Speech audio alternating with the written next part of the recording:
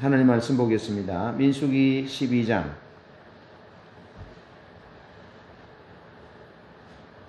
9절부터 16절까지의 말씀입니다. 구약성경 민수기 12장 9절부터 16절까지의 말씀을 한 절씩 교독하겠습니다.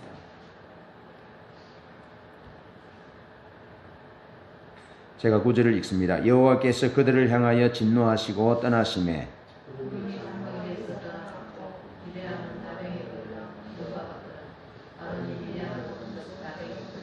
아론이 이에 모세에게 이르되 슬프도다 내 주여 우리가 어리석은 일을 하여 죄를 지었으나 청하건대 그 벌을 우리에게 돌리지 마소서.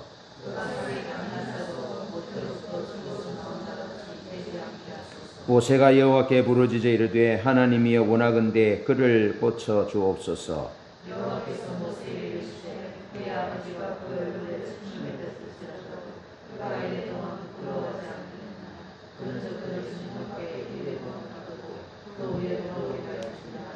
이에 미리암이 진영 밖에 이래 동안 갇혀 있었고 백성은 그를 다시 들어오게 하기까지 행진하지 아니하다가 그 후에 백성이 하세롯을 떠나 바란 광야에 진을 치니라. 아멘.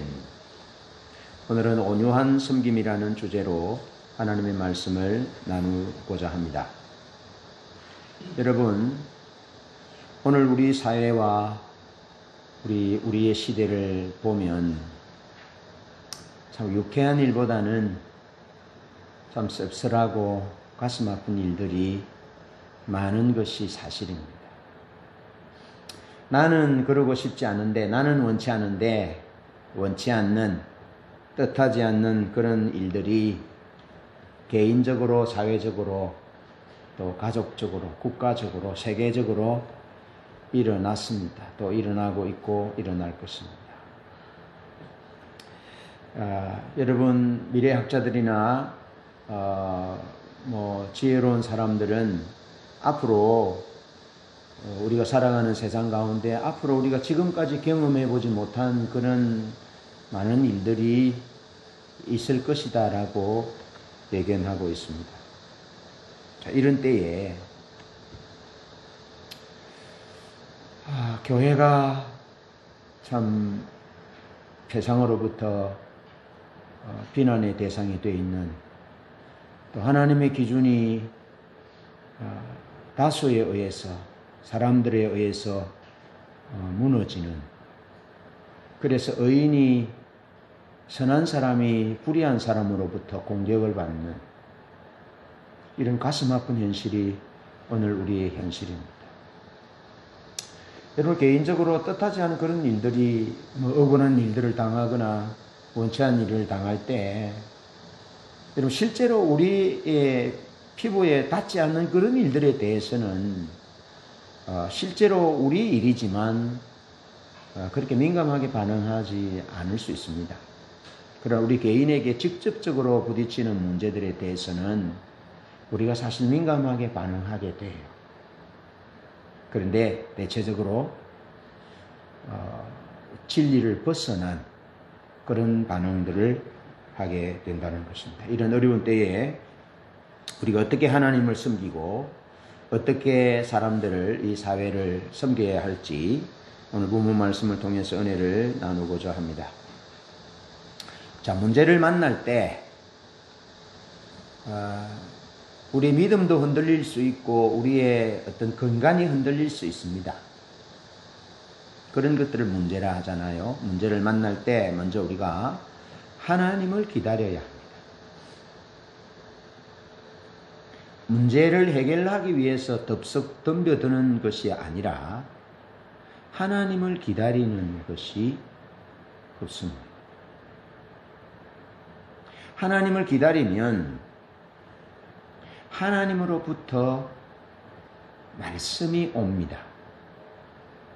깨달음이 오고 감동이 오고 환상이 열리고 하나님으로부터 분명한 그 상황을 넘어갈 수 있는 지침이 주어집니다. 그래서 하나님을 기다려야 합니다. 그래서 성경은 하나님을 기다리라라고 말씀합니다. 그러면서 하나님은 비와 같이 늦은 비와 같이 너희에게 임하시리라. 아침에 동편에 해가 돋는 것처럼 반드시 하나님은 너희에게 오시리라. 해답을 갖고 오시리라. 그렇게 말씀하고 있습니다. 하나님을 기다리는 것이 중요합니다. 오래전에 우리 집에 거실에 불이 났어요. 불이 나서 다 죽게 생겼습니다. 우리 가족들이. 그때 불이 확 났는데 제가 가장 먼저 한 것이 뭐냐면 하나님을 기다렸다 하면 좀 지나치고 그때도 하나님을 기다려야 되는데 근데 하나님을 기다린다는 표현을 다른 표현으로 하면 사태를 정확하게 주시하는 겁니다. 이것이 무슨 문제이며 어떤 문제이며 이 문제를 해결하기 위해서 무엇이 필요한지를 관망하는 것, 주시하는 것. 그것이 첫 번째 답입니다. 성경은 우리를 그런 상황 가운데 하나님을 기다리라라고 말합니다. 그때 제가 불이 났을 때 뭐 한 줄 아십니까? 그냥 막 닥치는 대로 던지지 않았습니다. 저것을 어떻게 하면 이 불이 나서 가족들이 죽게 된 상황을 타개할 수 있을지에 대한 판단을 먼저 했습니다. 그래서 물로 끌 것인지 뭘 덮어서 끌 것인지 판단을 기준을 먼저 세우고 행동했습니다. 우왕좌왕하지 않았다는 거죠. 근데 우왕좌왕하지 않을 수 있는 비결이 하나님을 기다리는 겁니다. 하나님을 기다릴 때 성경은 뭐라 그럽니까? 구하라. 그리하면 너희에게 주실 것이고. 뭐 하면서 구하라고요? 주실 것을 믿으면서 구하고. 찾으라 그러면 찾을 것이요. 뭐 하면서 찾으라고요? 찾게 될 것이라는 믿음을 가지고 찾으라는 겁니다. 두드리라 그러면 너에게 열릴 것이다. 뭐 하면서 두드리라고요? 열릴 것을 믿음으로 두드리라는 것이죠. 답이 있습니다. 하나님께 답이 있습니다. 그래서 문제를 만날 때 우리는 하나님을 기다려야 합니다. 그것이 답입니다. 언제까지 기다려야 되느냐? 성경에서 말씀하시는 것은 하나님이 오실 때까지, 하나님이 말씀하실 때까지, 하나님께서 길을 여시고 길을 보이실 때까지 기다리는 겁니다. 하나님이 홍해를 열고 난 그 이후에 이스라엘 백성들이 홍해를 건넜는데요. 하나님이 홍해를 여실 때 어떻게 여셨습니까? 이스라엘 백성들이 낭떠러지에서 떨어지지 않는 곳에 하나님이 바다의 길을 내셨어요. 하나님이 바다의 길을 내셨다 한들 낭떠러지의 길을 내셨으면 바다에 들어가기 전에 낭떠러지에 다 떨어져 죽습니다. 그래서 떨기나무라는 책을 보면 하나님이 길을 내실 때 완만하게 백성들이 갈라진 바다 속으로 들어갈 수 있도록 그곳에 길을 내셨다는 겁니다. 그리고 하나님이 홍해에 길을 내셨을 때 성경은 분명히 동풍이 불어 그렇게 말합니다. 동풍이 불어. 이스라엘 백성들은 서쪽에 서 있습니다. 그래서 동쪽으로 가야 합니다. 그런데 하나님이 동풍으로 저쪽으로부터 바람을 불어서 바다를 말려오신 거죠. 바람이 불면 흙이 돌들이 여러 가지 장애물들이 다 떠나갑니다. 그래서 저쪽에서부터 바다를 말려 오셔서 이스라엘 백성들이 건너기 시작할 때는 완전히 바다가 마른 땅처럼 지나갔다. 그렇게 말합니다. 그것이 하나님이 길을 내시는 방법입니다.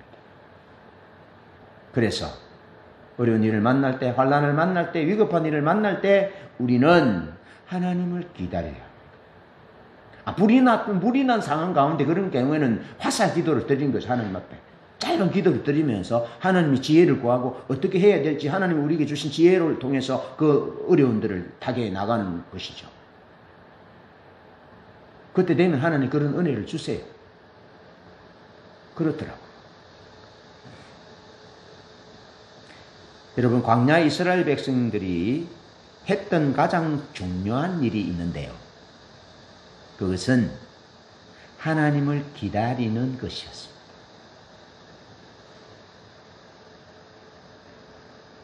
행군하는 것도 뭐 어떻게 가나안 땅으로 해가 가는 것이 아니라 가장 중요한 이스라엘 백성의 가르침은 하나님을 기다리는 것이었습니다.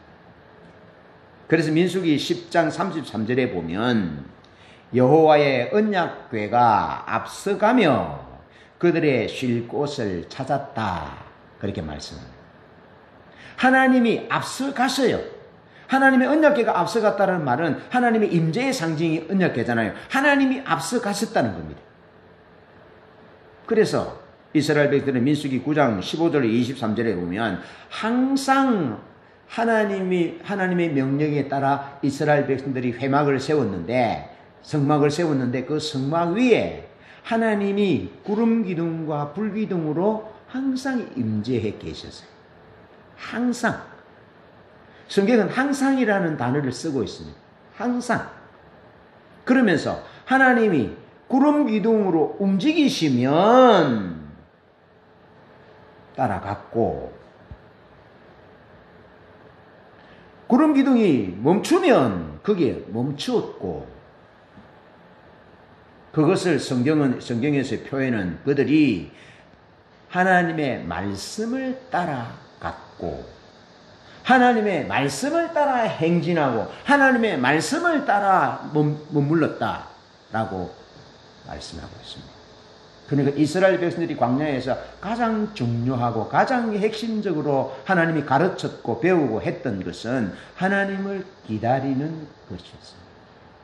하나님을 기다리는 것이었습니다. 그런데 하나님은 참 친절하신 하나님이십니다. 하나님이 이스라엘 백성들을 인도할 때 밤에는 불기둥으로 낮에는 구름 기둥으로 인도하셨습니다. 철저히. 그래서 구름 기둥이 불기둥이 움직이면 움직이고 머무르면 멈추면 멈추고 거기에 머무르고, 하루든지 이틀이든지 한 달이든지 몇 년이든지 하나님의 구름 기둥이 불기둥이 움직이지 않으면 거기 있었다는 겁니다.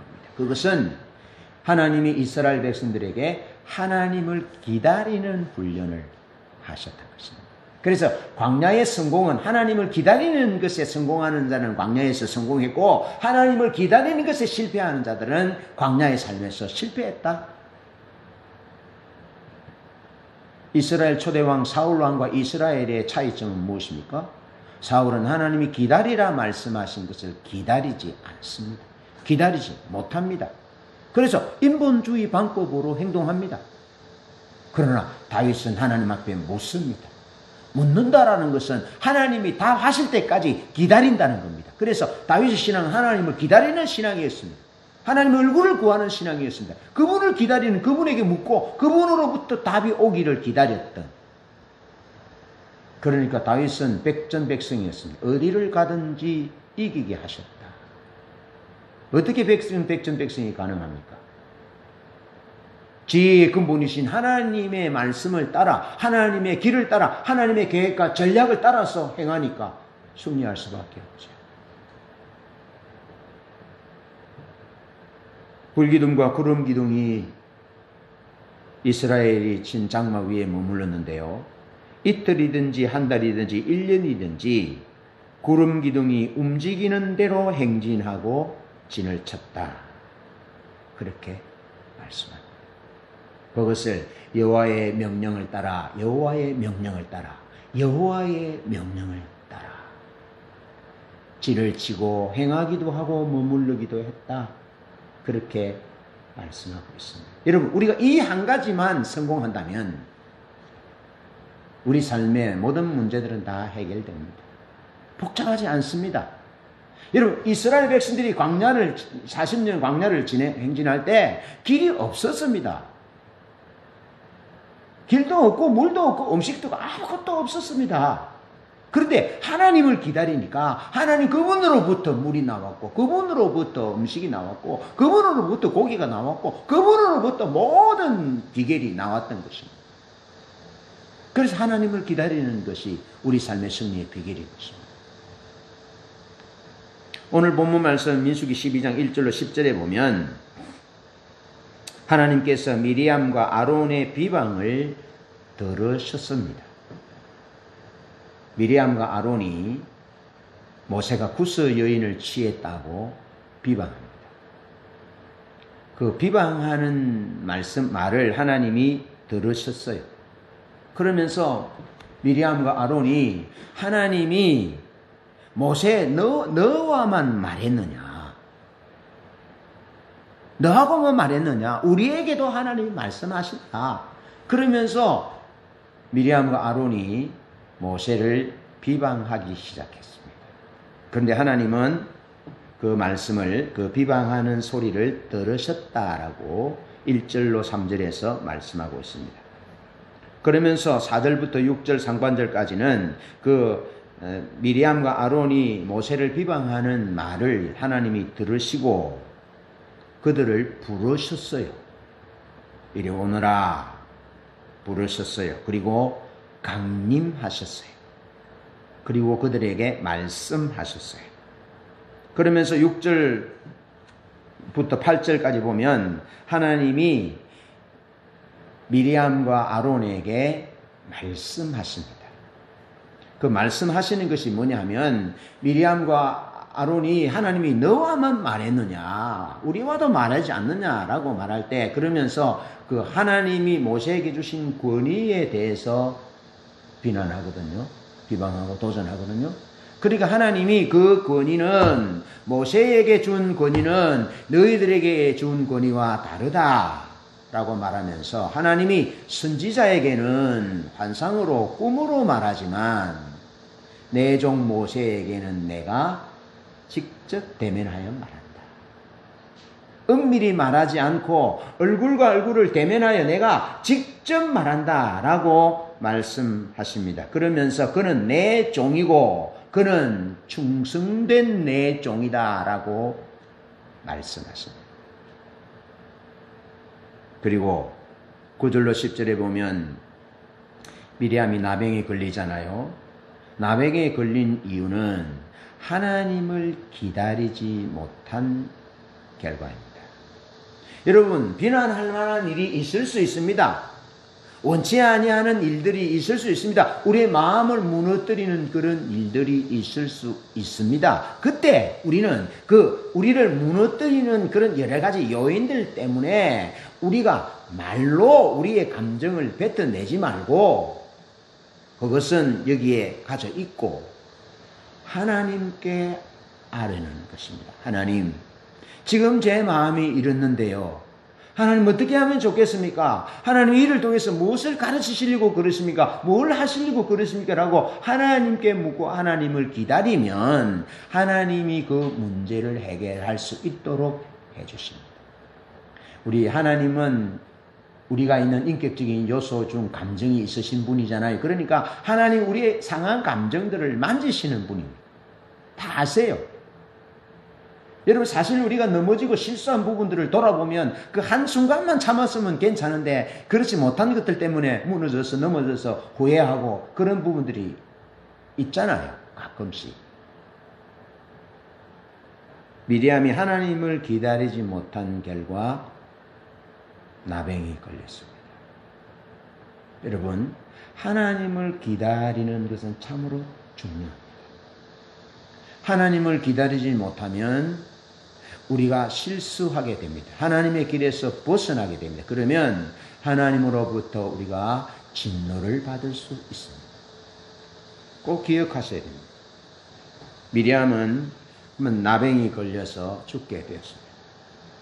우리의 실수, 우리의 연약함 중 하나는 우리가 어려움을 만나면 혹은 우리의 기대가 무너지고 상대방이 우리의 기대를 충족시켜주지 않을 때, 속상할 때 우리는 하나님을 기다리지 못하는 것이 우리의 문제입니다.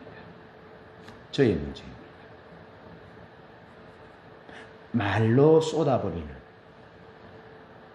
불평과 비난으로 다른 사람을 정죄하면서 책임을 전가하고 쏟아버립니다.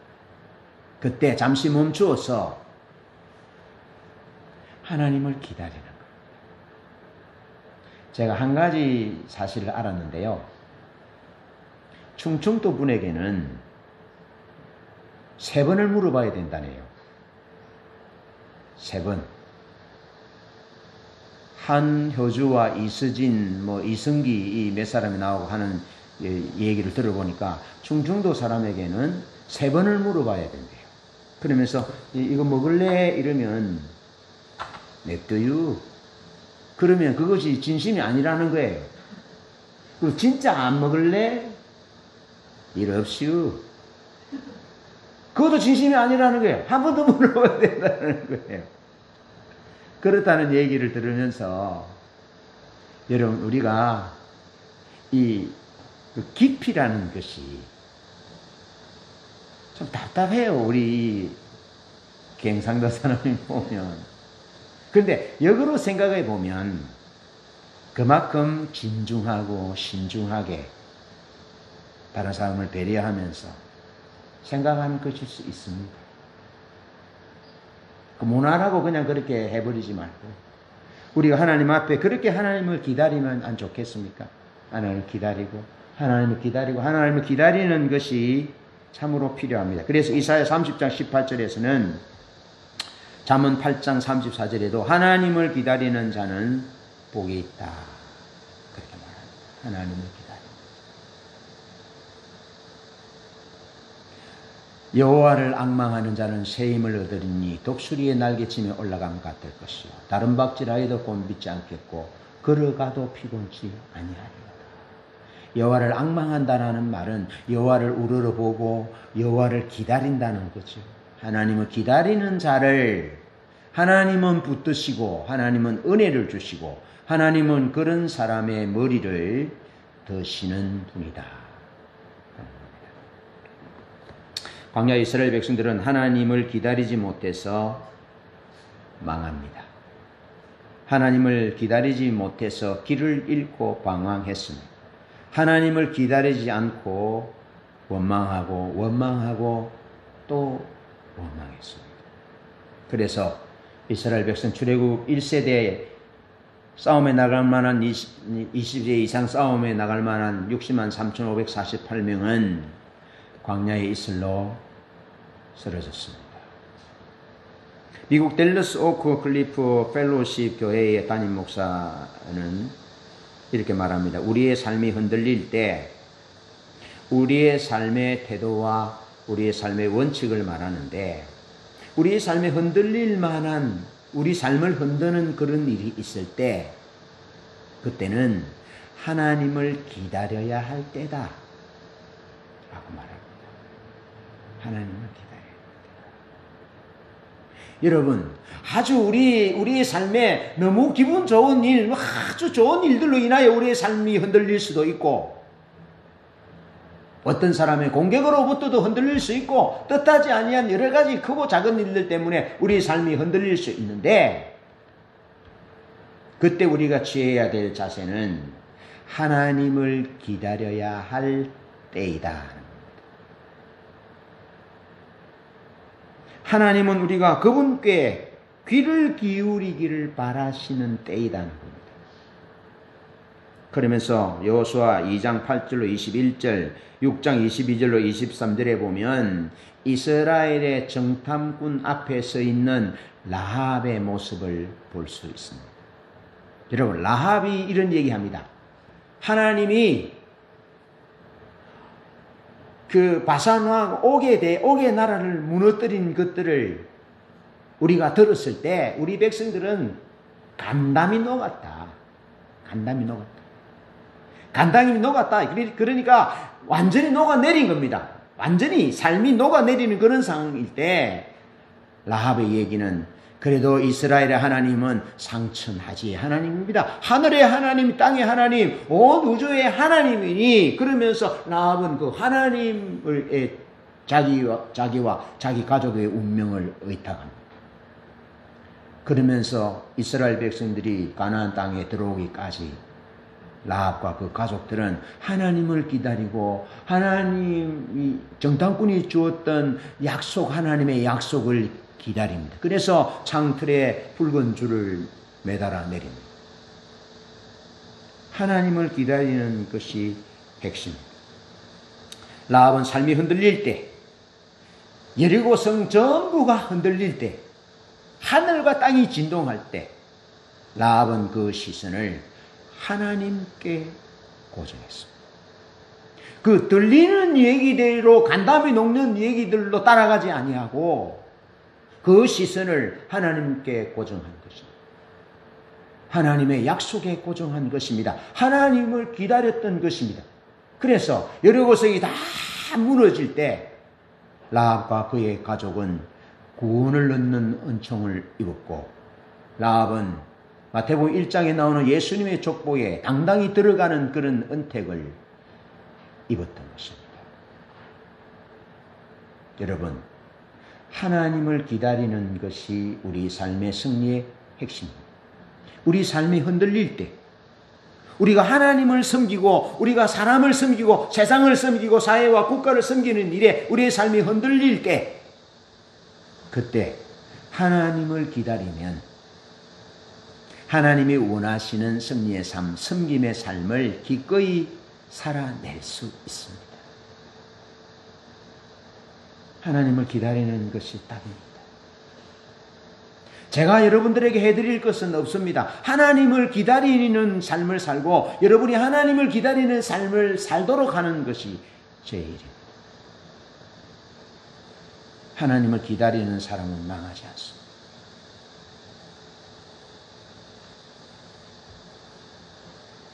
가끔씩 제가 말씀드렸던 그 백군사님이라는 분이 있지요. 그분이 어느 날 교회 가서 내 나이쯤 돼가지고 이제 눈이 안 보여서 안경을 끼고 교회 헌신 예배가 있어서 교회 가서 이제 예배 인도하여 헌신 예배는 회장이 인도하잖아요. 그러면 예배 인도자 올라가서 성경을 읽고 그리 해야 되는데 안경을 끼고 그렇게 올라가고 했대요. 제가 보니까 안경이 좀 그 희한하대요. 가까이 보는 안경이 멀리 보니까 안 보이대요. 멀리 보이는 안경을 가까이 보면 또 안 보이고요. 그래서 다초점 렌즈를 끼나 봐요. 그죠? 제가 잘 안 보여서 이게 작은 글씨로 보면 좋겠는데 이래 보면 여러분의 얼굴이 안 보여서 저는 여러분의 얼굴을 선택했습니다. 좀 보려고. 이거 좀 약간 찌푸려봐도 괜찮은데 여러분 얼굴을 안 보면 안 되니까 그래서 안경을 이제 돋보기 안경을 안 끼고 그냥 쓰는 겁니다. 나중에 이제 세월 지나면 이제 다초점 안경을 끼게 될지도 모르죠. 그 백군사님이 교회 가려고 앉아서 몇 걸음 걷다가 또 10분 쉬고 또 몇 걸음 걷다 쉬고 그렇게 해서 교회 갔다 하잖아요. 그러면서 불치병이 걸렸는데 못 고친다 했는데 하나님이 고쳐주셨다고. 그분이에요.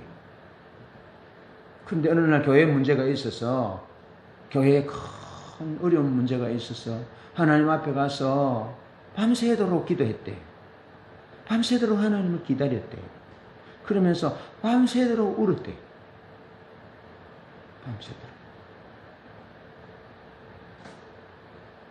밤새도록 울었더니 하나님이 지금도 안경을 안 끼고 성경을 본답니다.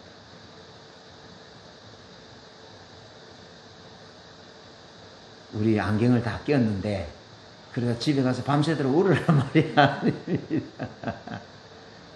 그분에게 주신 특별한 은혜인 거죠. 말씀의 요지는 하나님을 기다리면 안 보이는 눈도 하나님이 보이게 하시고 하나님을 기다리면 죽었구나 생각하는 그런 상황 가운데 하나님이 전세를 역전시켰어서 승리하게 하시고 하나님 그분이 답이다. 어려워서 사면초가에 빠져서 인간적인 방법으로 자꾸 인본적으로 하려 하지 말고 하나님 앞에 나아가서 죽이시든지 살리시든지 하나님 하시라고 하나님 앞에 매달리는 것이 답이다. 지금까지 그리 살아왔잖아요. 앞으로도 우리의 답은 하나님을 기다립니다.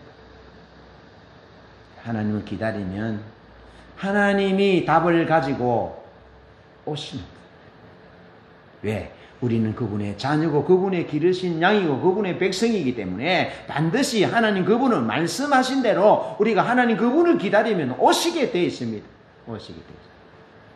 미리암과 아론이 잘못하여 비방하고 비난했지만 그래도 하나님은 미리암과 아론을 가르치기 위해서 오셨어요. 강림하셔서 말씀하셨어요. 우리 함께 하나님을 기다릴 수 있기를 바랍니다. 두 번째로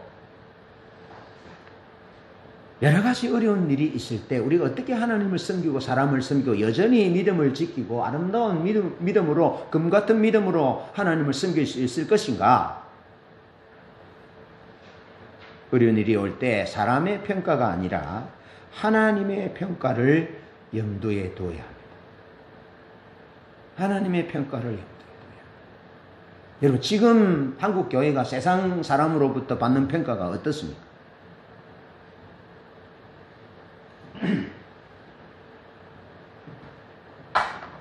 목사님 말로 표현 못하겠습니다. 말을 했으면 뭐합니까? 우리 어머니 집에서 예배 드리라고 기독교 방송을 틀어놓았는데 기독교 방송에 이찬수 목사님이 말씀하시는데 어떤 아이가 교회 학교 아이가 창피해 죽겠대요. 설교하는 내용을 잠깐 나오다 들어보니까 왜 창피하냐 하면은 세상이 얼마나 교회를 욕을 하는지 얼마나 욕을 하는지 창피해서 죽겠다는 거예요. 지금 그것이 우리 한국 교회의 지금 현재의 현 주소입니다. 그런데 그것은 제가 지난주에 말씀드렸듯이 우리가 맛을 잃은 소금처럼 밟힐 뿐이기 때문에 당연한 것이고 우리가 하나님 앞에 회개해야 하는 겁니다. 그렇지만 우리가 하나님의 교회가 짓밟히는 것에 대해서는 거룩한 분노가 우리 가운데 있어야 된다. 거룩한 분노. 우리가 교회에 대해서 비난할 때 조심해야 되는 것은 그래도 교회는 주님의 교회인 것입니다. 주님의 몸된 교회인 것입니다. 그래서 언어를 조심해야 하는 것입니다. 여러분 세상이 국가가 사회가 교회에 대해서 그렇게 보는데 사실은 교회는 그런 기관이 아니잖아요. 그런 공동체가 아니잖아요. 하나님의 공동체잖아요. 그들의 관점으로 보이는 관점으로 보니까 그렇지 교회는 거룩한 교회입니다. 하나인 교회입니다. 건강한 교회입니다. 승리하는 교회입니다. 능력의 교회입니다. 그런데 교회가 지금 세상으로부터 이렇게 짓밟히고 있잖아요. 판단받고 있잖아요. 그런데 걱정할 거 없습니다. 사람들의 판단 옛날부터 그래 왔습니다. 하나님을 안 믿는 하나님 두기를 싫어하는 사람들은 하나님 편에 서지 않은 사람들은 교회를 비난했습니다. 비방했습니다. 믿음으로 어렵게 살고자 하는 자는 비난을 받을 것이라고 말씀하고 있습니다. 그러니까 신경 쓸 거 없습니다. 그리고 하나님에 의해서 하나님의 능력에 의해서 거룩한 성령에 의해서 이것이 역전될 날이 올 것입니다. 그 일을 바라보고 기도하고 그 일을 바라보고 섬기고 세상을 섬기고 여전히 사랑하고 믿음찬 삶을 살고 신실하게 하나님을 섬기면 그 세상 사람들의 판단, 평가 금방 지나갑니다.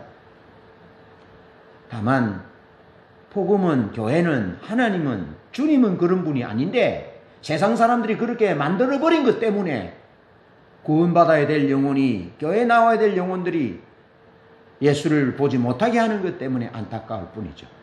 여러분 세상의 인기요 금방 지나갑니다. 한번 보십시오. 금방 지나갑니다.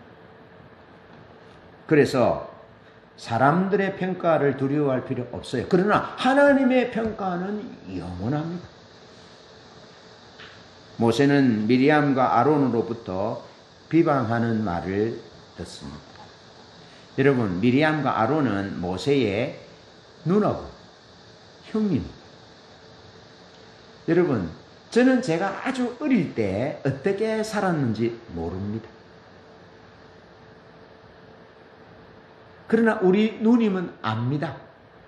저를 업어 키웠기 때문에 11살 차이 나기 때문에 제가 태어났을 때 우리 누님은 11살이었거든요. 그러니까 제가 어떤 것을 좋아하고 어떻게 하면 잠을 잘 자고 어떻게 하면 울고 하는지 우리 큰 누님은 압니다. 그래서 지금도 내가 어떤 부분에 딱 들어오면 우리 큰놈이 내게 말하지 않습니다. 아, 저놈은 지금 화가 났다는 것을 압니다. 제가 화가 났을 때 기름을 부으면 어떻게 폭발하는지도 압니다. 아예 말 안 합니다. 모르는 척 아마 지내고 있습니다. 그리고 나면 이제 얘기합니다. 아, 이게 건드리지 않는 정들이 있는 겁니다. 여러분, 모세가 태어났을 때 어떻게 했습니까? 모세 살리려고 그 누나가 요거 갈대상자 해가지고 해서 보내잖아요. 그러면서 갈대상자 따라갔습니다. 누가요? 그 누나가요. 그래서 갈대상자 쫙 가서 저기 공주가 갈대상자를 보고 아이를 보고 이러니까 가가지고 그 누나가 유모를 구해올까요? 누가 했겠습니까? 모세 누나가 했습니다.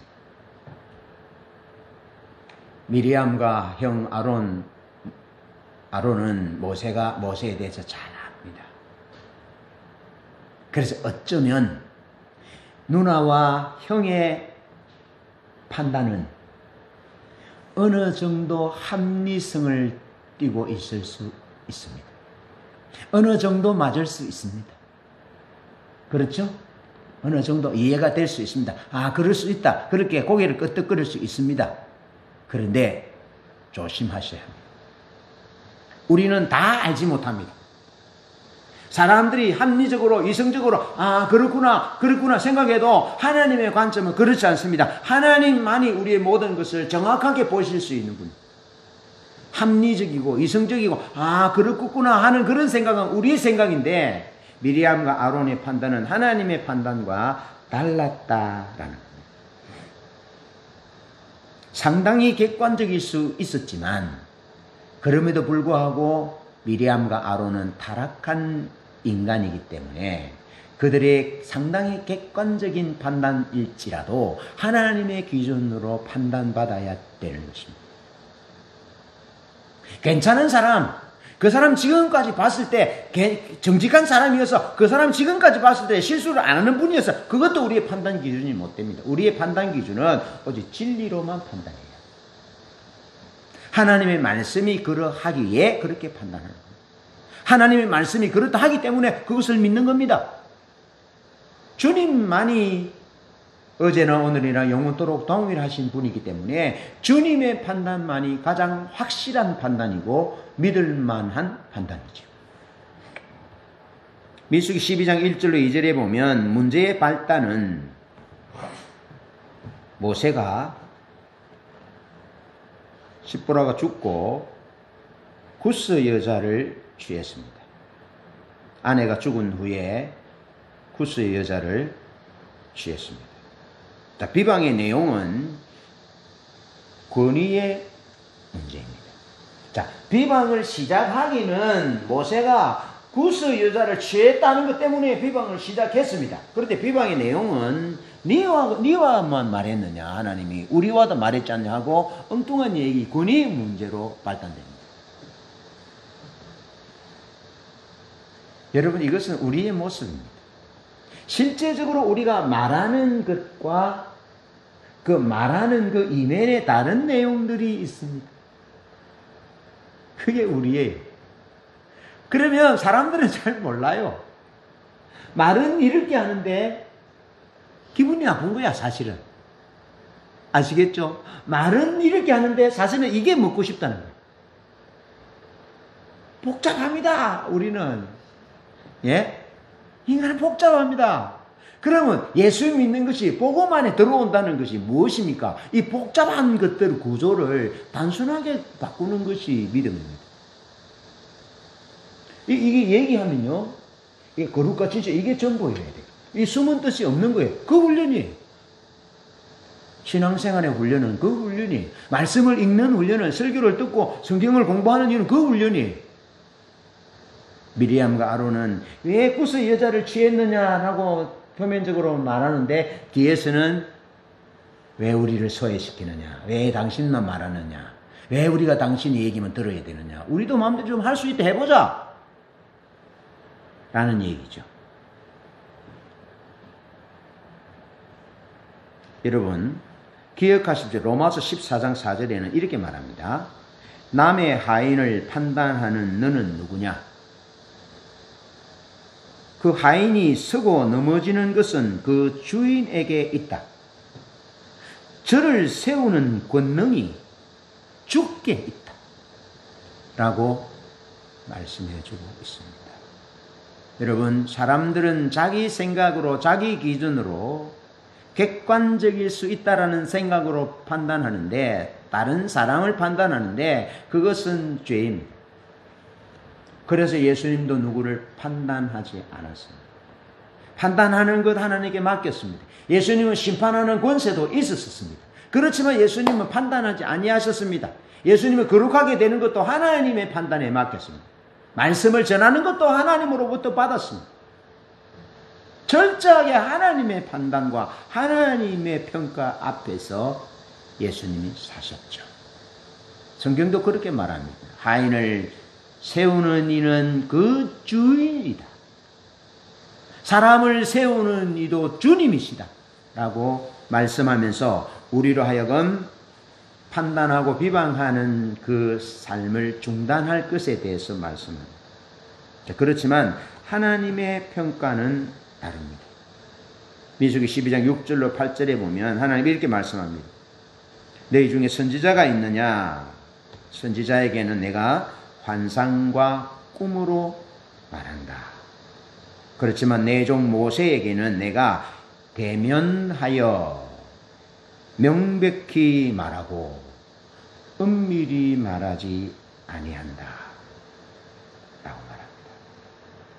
그러면서 하나님이 모세를 향한 하나님의 평가는 그는 내 종이다. 그는 내 종이다. 짧은 구절에서 두 번을 내 종이다 말하고 있고, 그는 내게 충성된 사람이다 라고 말씀하고 있습니다. 내 종, 내게 충성된 종을 비방하지 말아라 라고 하나님이 그렇게 말씀하고 있습니다. 민수기 12장 3절에 보면 이 사람 모세는 온유함이 지면의 모든 사람보다 성하더라 그렇게 말씀하고 있습니다. 물론 이 민수기 모세오경은 모세가 썼다라고 말씀하고 있습니다. 그런데 성경은 하나님의 관점으로 쓰여졌기 때문에 이 사람 모세는 온유함이 지면의 모든 사람보다 성하더라라는 민수기 12장 3절의 말씀은 하나님이 모세를 어떤 관점으로 보고 계시느냐라는 것을 압축적으로 우리에게 보여주고 있습니다. 그는 내 종이고, 그는 내 종이고, 그는 내 종으로서 충성된 종인데, 그는 온유함이 지면의 모든 사람보다 온유한 내 종이다 라고 하나님이 말씀해 주고 있는 것입니다. 여러분, 세례 요한에 대한 예수님의 평가를 아시죠? 그는 여자가 낳은 자 중에 가장 큰 자다. 여러분, 세례 요한이 이 땅에 이룬 업적은 없습니다. 세상 사람들의 시각으로 볼 때 자랑할 만한 업적은 없습니다. 그러나 세례 요한이 했던 가장 중요한 일은 예수님을 이스라엘 백성들에게 드러내었던 그 일입니다. 그래서 예수 그리스도를 보도록 빛이신 예수 그리스도께로 제자들이 가도 사람들이 예수 그리스도 그분께로 가도록 했던 일이 세례 요한이 한 일인데, 그 일이 지금까지 했던 일들 중에 가장 큰 일이었다. 여자에게 태어난 사람들 중에 세례 요한보다 더 큰 자가 일어남이 없었다 라고 말씀하고 있습니다. 하나님의 평가가 소중하고 하나님의 평가가 중요한 것이죠. 하나님이 우리를 보실 때, 판단하실 때 뭐라 하시겠냐라는 거죠. 저는 청년 때부터 이런 생각들을 좀 했습니다. 어떤 생각을 했냐면, 우리가 하나님의 나라에 가면 어떤 모습일까? 어떤 모습으로 살까? 태어났을 때의 모습일까? 청년 때의 모습일까? 결혼했을 때의 모습일까? 죽을 때의 모습일까? 어떤 모습으로 우리가 살까? 그런 질문들을 했는데 답은 신학적으로 성경적으로 어떻다는 답은 없는데 분명한 것은 이 땅에서 살았던 모습 그대로인 것 같습니다. 그래서 모세도 알아보고 엘리야도 알아보고 다 알아보았잖아요. 알아보았어요. 그런데 이제 청년 때의 생각이 그러면 하나님은 나를 어떻게 기억해 주면 좋을까 하고 이제 거기까지 도달됐는데 이런 결론을 내렸어요. 내 나름대로. 내가 이 세상에서 믿음으로 살되 가장 아름다운 모습으로 살았던 그때를 기억해 주지 않을까. 그렇게 내 나름대로 결론을 내린 거예요. 연약한 자를 돌보든지 지극히 작은 자에게 냉수를 하나 주든지 어떻게 다른 사람을 밥을 사든지 어떻게 했든지 주님 보실 때 가장 아름다운 모습으로 내가 살지 않을까 그런 생각을 했다요. 여러분 우리가 예수 안에 있는 우리를 하나님이 판단하실 때 평가하실 때는 그렇습니다. 우리의 허물과 우리의 죄, 우리의 부족함들에 대해서 기억하고 판단하시는 것이 아니라 우리를 덮으시는 예수 그리스도 보혈을 보시고 우리를 의롭다 하시는 것이죠. 우리를 보시는 하나님의 평가와 판단은 그런 것입니다. 민수기 12장 3절에 보면 이 사람 모세는 온유함이 지면의 모든 사람보다 성하더라 그렇게 말했습니다.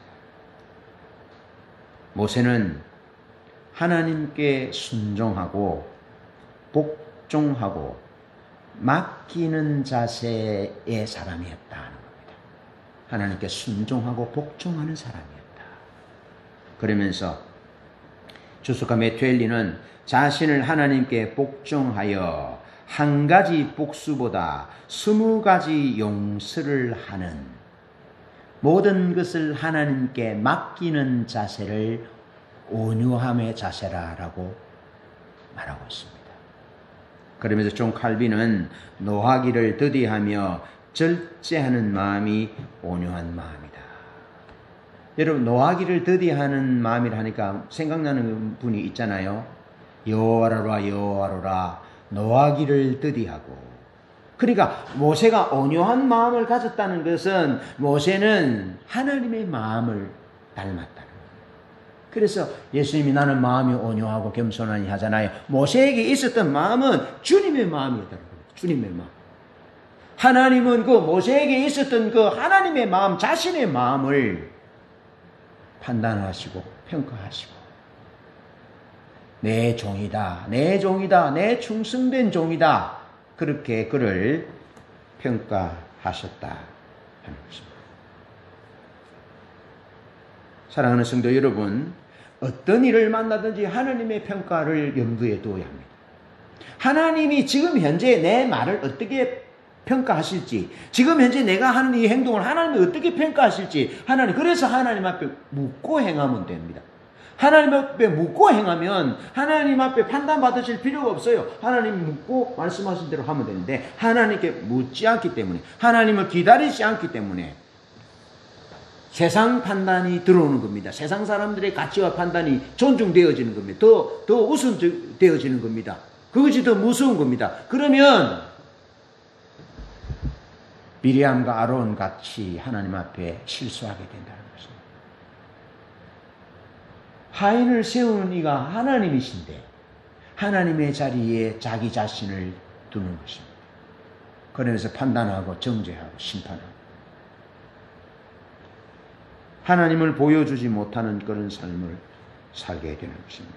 하나님의 사람들은 철저히 하나님의 평가를 염두에 두었습니다.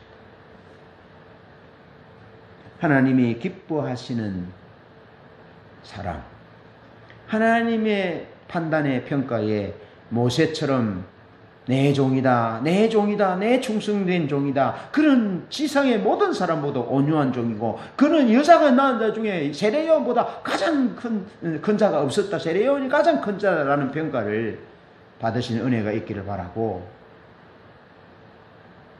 모세는 베나산에서도 주님이 십자가를 지셔야 될 부분에 대해서 엘리야와 함께 나타나셔서 영광 중에 나타나셔서 예수님과 말씀하시는 그런 사람이었다.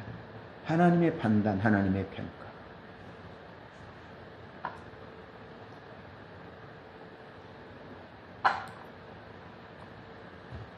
마지막으로 눈에 보이는 현상을 따라가지 말고 하나님의 마음을 따라가야 합니다.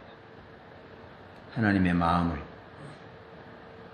하나님 우리에게 가장 원하시는 것은 우리의 마음입니다. 그래서 신명기 6장 5절, 마태복음 22장 37절에 내 마음을 다하고 목숨을 다하고 뜻을 다하여 주 너의 하나님을 사랑하라 말씀합니다. 그러면서 이사야 29장, 예레미야 12장, 마태복음 15장에 보면 마음이 없는 예배를 입술뿐인 예배다, 마당만 밟는 예배다 라고 하나님이 책망하신 것을 볼 수 있습니다. 현대교회가 직면한 심각한 위협은 마음이 없는 신앙생활입니다. 마음이 없는. 그래서 마음이 없는 신앙생활을 다른 말로 하면 종교활동. 종교활동. 하나님과의 친밀함을 추구하고 하나님을 사랑하여 그분의 은혜가 고마워서 예배하고 하나님을 섬기는 신앙생활은 신앙의 본질인데 마음이 없는 신앙생활은 종교활동이라는 겁니다. 그래서 현대교회가 직면한 심각한 위협은 종교활동이 친밀한 관계를 대신한 것이다라고 말합니다. 여러분, 미리암과 아론이 모세를 비방하고 그래서 미리암이 문둥병에 걸리게 된 그런 그 일은 무엇 때문에 왔느냐라는 거죠. 그것은 종교활동이 원인이다라는 겁니다. 종교활동. 오늘 우리 사회에, 한국 사회에 교회가 이렇게 비난받는 비난의 대상이 된 것은 그리스도인이 하나님과의 친밀한 교제 가운데 신앙의 본질 가운데 하나님을 알고 사랑하고 이웃을 사랑하는 동력제의 삶을 살았더랬으면 그리 안 했을 텐데 대다수의 많은 그리스도인들이 신앙생활을 종교활동하듯이 했기 때문에 하나님과의 관계가 뒷전이고 하나님의 관계가 단절된 상태에서 하나님의 말씀과 하나님의 생명이 끊어졌으니 어떻게 하나님의 능력이 나타나겠냐라는 거죠. 그것이 오늘 우리 교회가 직면한 심각한 위협이라고. 그래서 교회는 세상을 향하여 손가락질하고 세상을 향하여 비난의 소리를 낼 것이 아니라 우리가 종교활동을 해서 그렇습니다. 우리가 친밀한 하나님과의 사랑의 교제, 관계를 강조하기보다는 율법주의, 인본주의, 기복주의를 강조해서 교회를 운영했던 이 목회자들의 잘못을 어찌할까요, 여러분? 우리의 문제는 우리의 허물인 것입니다. 우리의 죄악인 것입니다. 그래서 여러분, 우리가 친밀한 사랑의 교제 가운데 신앙의 본질을 추구하지 않으면 우리는 누구든지 미리암같이 아론처럼 미리암처럼 문둥병자가 되는, 그래서 감정적인 감각이 없는 그런 자리에 전락할 수밖에 없어요. 그건 우리들은 아셔야 합니다. 그러면서 다윗이나 바울에게 있어서 가장 중요한 일은 하나님의 얼굴을 구하는 것이었습니다. 하나님의 뜻을 구하는 일이었습니다. 우리 주님 예수 그리스도는 누가복음 5장 16절에 예수의 소문이 더욱 퍼짐에 허다한 무리가 말씀도 듣고 자기 병도 나음을 얻고자 하여 모여오되 예수는 물러가서 한적한 곳에서 기도하셨다. 종교활동이 아닙니다. 사역이 아닙니다. 봉사가 우선이 아닙니다. 가장 우선적인 것은 하나님의 마음을 아는 것입니다. 그러기 위하여 하나님의 얼굴을 구하는 것입니다. 하나님을 기다리는 것입니다. 모세는 하나님의 마음을 알았던 하나님의 종이었습니다. 그래서 민수기 12장 6절 8절에 보면 친밀함의 척도로 그는 내 종이다. 그는 나는 그와 대면하여 말한다. 은밀히 말하지 않는다. 그는 내 종이다. 그렇게 말씀하시거든요. 하나님 모세에 대해서. 그것을 볼 때 모세는 하나님과 얼마나 친밀했는지 하나님이 그렇게 평가하고 있는 것입니다. 하나님. 그러면서 그는 온유한 종이었다. 예수님의 마음이 온유한 마음이었는데 그는 꼭 내 마음을 닮아서 그는 나야. 그렇게 말씀하시는 것과 같은 것이죠. 여러분 가장 믿을 만한 사람에게 뭘 위임하잖아요. 그 사람이 곧 납니다. 그 사람에게 하면 됩니다. 라는 것처럼 하나님 지금 모세를 그렇게 평가하고 있는 것입니다. 그 온유한 마음이 나의 하나님의 마음이잖아요. 내 마음이야. 모세의 마음은 내 마음이야. 내 마음이 그에게 있어. 그렇게 주님이 말씀하시는 내용이 그와는 대면하여 말하고 은밀하게 말하지 아니했다. 그는 내 종이고 그는 내 충성된 종이고 그는 내 마음을 가진 온유한 내 종이야 라고 주님이 수차례 모세를 평가하고 있는 것입니다. 그래서 모세는 하나님의 마음을 알았던 자예요. 민수기 12장 13절에 보면 모세는 민수기 12장 3절의 말씀처럼 온유하기 때문에 하나님 앞에 중보하는 것이 아니라 원래 모세는 그냥 온유하기 때문에 원래 그러기 때문에 중보하는 것이 아니라 여러분 10편 14편에 또 로마서 3장 23절에 보면 모든 사람이 죄를 범했습니다. 의인은 없으니 하나도 없습니다. 모세도 타락한 죄인입니다. 모세가 원래부터 온유해서 그런 것이 아니고 그래서 원래부터 온유해서 중보기도 하는 사람이 아니라 그는 하나님 앞에서 하나님과의 친밀한 교제 가운데서 하나님의 마음을 알았던 겁니다. 하나님의 마음. 그래서 하나님의 마음이 어디에 있는지를 보고 기도합니다. 출애굽기 32장에 이스라엘 백성들이 금송아지 우상을 섬긴 후에 하나님이 다 멸망시키려고 할 때 모세가 하나님의 마음을 알아서 하나님 앞에 막아서잖아요. 하나님의 마음은 원래 하나님의 마음은 이스라엘 백성들을 멸망시키는 것이 아니고 모세가 하나님과 이스라엘 백성 사이에 서서 막아서기를 원하셨던 것입니다. 누군가가 막아서 주기를 원하셨던 것이 하나님의 마음임을 성경을 보면 볼 수 있습니다. 그렇지 않았으면 모세에게 말할 필요가 없습니다. 네 백성이 부패했다. 내가 그들을 죽이고 너를 통해서 큰 민족을 이룰 것이다. 말씀하실 필요가 없습니다. 하나님 그렇게 시행하시면 됩니다. 그런데 말씀하셨다는 것은 하나님의 마음이 그게 아니다는 것을 모세가 알아주기를 원했던 거죠. 그래서 모세는 그 하나님 마음을 딱 붙들고 막아서잖아요. 그래서 이스라엘 백성이 진멸되지 않습니다. 여러분, 오늘 본문 말씀에서도 그렇고 민수기 16장 아론 고라와 다단과 아비람이 온이 당을 짓고 모세와 아론을 대항할 때도 모세는 어디 있냐면 항상 하나님 앞에 엎드렸습니다. 하나님과 백성들 사이에 항상 엎드려서 백성들을 막았었어. 하나님 저들을 용서해달라고 용서해달라고 엎드려서 하나님의 발과 이스라엘 백성들의 발 사이에서 막아서서 중보했던 사람이 모세였어요. 여러분, 오늘 본문 말씀에 보면 미리암이 문둥병이 걸렸어요. 문둥병이 걸렸을 때 모세가 어떻게 합니까? 하나님, 저를 용서해 주옵소서. 미리암을 용서해 주옵소서. 용서해 주옵소서. 저가 살이 썩어 반이나 썩어 죽게 되었는데 하나님이여 미리암을 용서해 주옵소서. 누나기 때문에만 기도했을까요? 그렇지 않습니다. 모세는 하나님의 마음을 알았기에 미리암을 용서해 달라고 기도했습니다. 그러면 미리암을 향한 하나님의 마음은 무엇이었을까요? 문둥병이 걸려서 그냥 꽉 죽어버리는 것이 미리암을 향한 하나님의 뜻이었을까요? 아닙니다.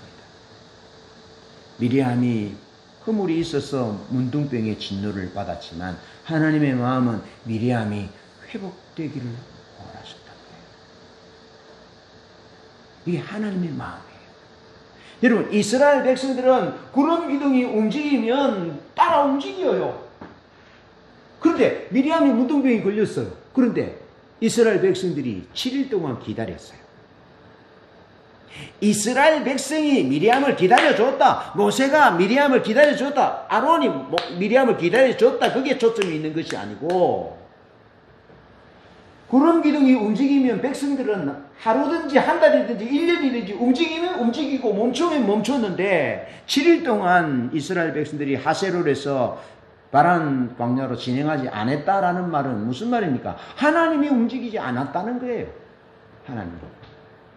그러니까 모세의 마음이 중요한 것이 아니고 모세에게 있는 하나님의 마음이 중요하고, 미리암이 문둥병이 들게 했지만 이스라엘 백성들을 바라보시는 그 하나님 아버지의 긍휼과 자비의 마음이 중요한데, 그 하나님의 마음은 미리암이 하나님의 권위에 도전하여 문둥병이 걸렸을지라도 그런 진 밖에서 7일을 기다리는 동안 하나님도 이스라엘 진 위에 머무셔서 7일 동안 기다려 주셨다라는 것입니다. 그것이 하나님의 마음이라는 것입니다. 우리를 향한 하나님의 마음이라는 것입니다. 죄인을 향한 하나님의 마음이고, 문둥병에 걸던 미리암을 향한 하나님의 마음이 기다려 주는 마음이었다는 것입니다. 성도 여러분, 코로나로 인하여 이 세상이 참 말할 수 없이 극도로 피폐해져 있고 안타깝고 아픔 가운데 있습니다.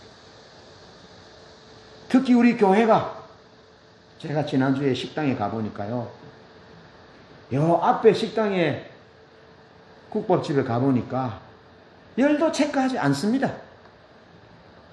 다닥다닥 앉아서 밥을 먹습니다. 누가 코로나를 전파하고 어떻게 갔는지 모릅니다. 그런데 교회는 시작부터 온도를 잽니다. 전화번호 다 알 수 있습니다. 그런데도 우리는 왜 밥을 먹지 않느냐? 불안해하니까. 교회를, 코로나 바이러스를 전파시키는 죽음과 같이 장본인처럼 보니까 우리가 그들이 무서워서 그렇게 하는 것이 아니라 하나님의 마음이 어디에 있는지를 우리가 알기 때문에 그렇게 하는 거죠. 그러면서 오늘 우리에게 메시지는 그것입니다.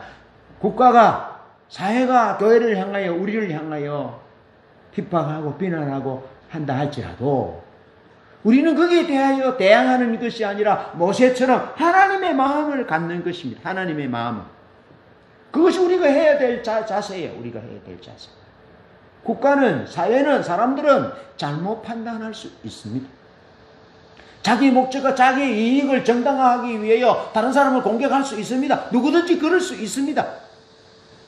지금 그렇다는 것이 아니라 그럴 수 있다라는 가능성이 있습니다. 그러나 그럴지라도 지난주에 제가 말씀드렸듯이 우리에게 가장 필요한 것은 티끌이 되는 것이라 말씀한 것처럼 모세처럼 하나님을 기다리는 것입니다. 우리 사회의 가장 가슴 아픈 것은 원망입니다. 책임 전가입니다. 편을 가르는 겁니다. 그래서 우리의 마음이 피폐해져 가고 있습니다. 세상 사람들의 마음이 피폐해져 가고 이기적인 마음이 되고 있습니다. 흔들리지 않고 무너지지 않기 위해서는 하나님을 기다려야 합니다. 그러면서 사람의 평가가 아니라 하나님의 평가를 염두에 두면서 우리는 막아서는 것이 하나님의 마음이다. 미리암이 문둥병에 걸려서 죽어야 마땅한 것이 아니라 그가 회복되어야 되는 것이 마땅한데 하나님이 그가 회복되기를 7일 동안 기다려 주신 분이다. 이것이 오늘 우리가 바라보아야 될 하나님이고 우리가 붙잡아야 될 하나님의 마음이고 우리가 살아내야 될 하나님이 우리에게 원하는 삶이다. 그런 삶을 또 한 주간 묵묵히 살아내는 믿음의 승리자들이 되시기를 주님의 이름으로 축복합니다.